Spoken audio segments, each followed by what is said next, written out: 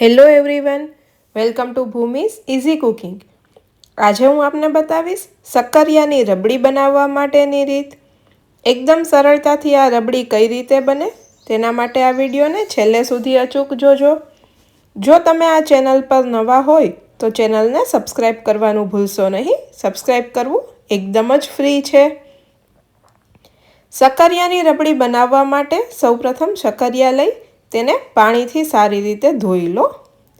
તમારે જેટલા શક્કરિયાની રબડી બનાવવી હોય તેટલા શક્કરિયા લઈ તેને પાણીથી સારી રીતે ધોઈ લેવાના છે। ત્યારબાદ તેને બાફવા માટે કુકરમાં મૂકેલા છે। કુકરમાં શક્કરિયા મૂકી તેમાં થોડું પાણી ઉમેરી દો અને શક્કરિયાને સારી રીતે બાફી લો। શક્કરિયા બફાઈ જાય એટલે તેને એકદમ ઠંડા થવા દો। સાવ ઠંડા થાય પછી તેને ઉપયોગમાં લેવાના છે। તો તમે જોઈ શકો છો કે શક્કરિયા સારી રીતે બફાઈ ગયા છે। ત્યારબાદ તેની છાલ ઉતારી તેને એકદમ જ ઠંડા થવા દો। શક્કરિયા એકદમ ઠંડા થઈ જાય એટલે તેને મેશ કરી લેવાના છે। આ રીતે એક વાસણની અંદર ઉમેરી દો અને તેને મેશ કરી દો। બફાઈ ગયા હશે એટલે એકદમ જ સરળતાથી તમે જોઈ શકો છો કે મેશ થઈ જાય છે। હવે તેમાં મેં અહીં 3 ચમચી જેટલી ખાંડ ઉમેરેલી છે। તમારા સ્વાદ પ્રમાણે ખાંડનું પ્રમાણ વધારે ઓછું લઈ શકો છો। તથા 1 ચમચી જેટલું ઘી ઉમેરેલું છે। આને ગેસની મીડિયમ આંચ પર હલાવતું રહેવાનું છે। નીચે ન બેસે તેનું ખાસ ધ્યાન રાખવાનું છે। આ રીતે બધું મિક્સ થઈ જાય એટલે તેને મીડિયમ આંચ પર હલાવતા રહો। ધીમે ધીમે તમે જોઈ શકો છો કે ખાંડ પણ ઓગળતી જાય છે અને ઘી પણ મેલ્ટ થતું જાય છે। તો આ રીતે તેને ગેસની આંચ પર હલાવવાનું છે।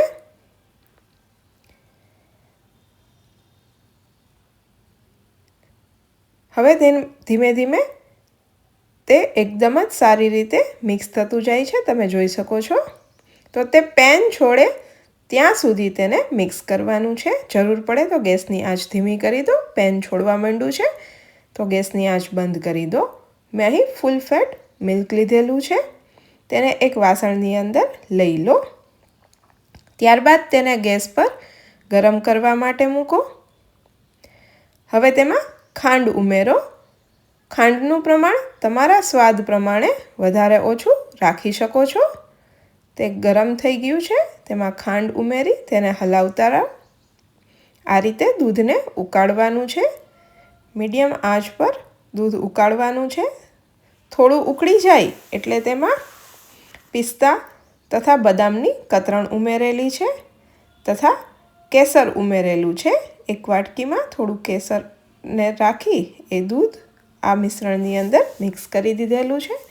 ત્યારબાદ તેમાં એલચી પાવડર ઉમેરેલો છે જે બિલકુલ ઓપ્શનલ છે। તમારા સ્વાદ પ્રમાણે આ બધાનું પ્રમાણ વધારે ઓછું રાખી શકો છો। હવે તમે જોઈ શકો છો કે તે એકદમ જ ઘટ્ટ થઈ ગયું છે।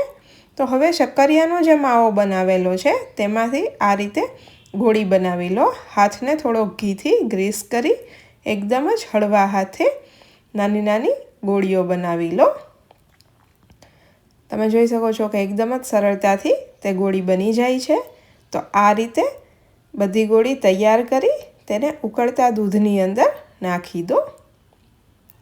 ગેસની આંચ બંધ કરી દો। તો તૈયાર છે ફરાળી આ રબડી। તો શક્કરિયામાંથી બનતી આ રબડી એક વખત તમે પણ ઘરે ટ્રાય કરજો। તેનો ટેસ્ટ તમને કેવો લાગે છે તે મને કમેન્ટ બોક્સમાં અચૂકથી જણાવજો। વિડીયોને લાઈક કરજો।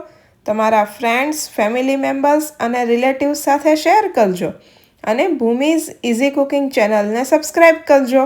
Thank you for watching my video. ફરી મળીશું નવા એક વિડીયો સાથે। એન્જોય।